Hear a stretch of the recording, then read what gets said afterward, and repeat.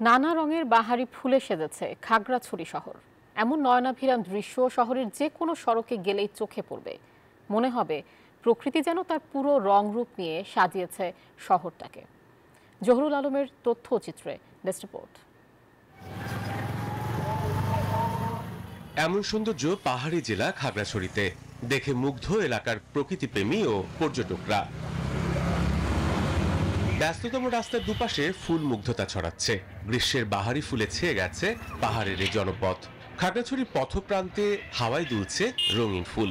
কৃষ্ণচূড়া, রাধাচূড়া, সোনালু, জারুল, লাল সোনাইল সহ ফুটেছে জানা অজানা নানা ফুল। সড়কের দুপাশে বসত বাড়ির আঙিনা কিংবা শিক্ষা প্রতিষ্ঠান সহ সবখানে রক্তরাঙা কৃষ্ণচূড়া, হলুদ আভা সোনালু ও জারুল যেন ফুলে ফুলে মুগ্ধতা ছড়াচ্ছে। দেখতে দূর দূরান্ত থেকে ছুটে আসছেন দর্শনার্থীরা। যেমন আমার পিছনে একটা শিমুল ফুল সৌন্দর্য ছড়াচ্ছে, যেটা দেখে আমাদের এই দূর থেকে চট্টগ্রাম শহর থেকে আসার ক্লান্তিটা এক নিমিষেই মিশে গেছে আর কি। অসাধারণ এই সৌন্দর্যে আরো নতুন মাত্রা যোগ করেছে এখানকার বিভিন্ন ধরনের পাহাড়ি ফুল। পর্যটকরা জানান ফুলের সৌরভ দেখে তারা মুগ্ধ।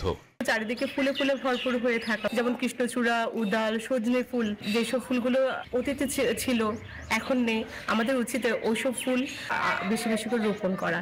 সড়কে কিংবা বসত বাড়ির আশপাশে এমন বাহারি ফুলের পাশাপাশি বিভিন্ন ঔষধি গাছ লাগানোর পরামর্শ দিলেন বিভাগীয় বন কর্মকর্তা।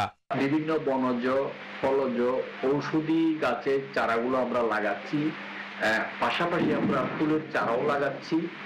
এতে আপনার পরিবেশ যেভাবে সুরক্ষিত হবে, সাথে সাথে পরিবেশের সৌন্দর্য বাড়বে। শুধু খাগড়াছড়ি নয়, ফুলের সমারোহে দেশের সব সড়কেই এমন সৌন্দর্য বর্ধনের উদ্যোগ নেওয়া হবে, প্রত্যাশা সবার।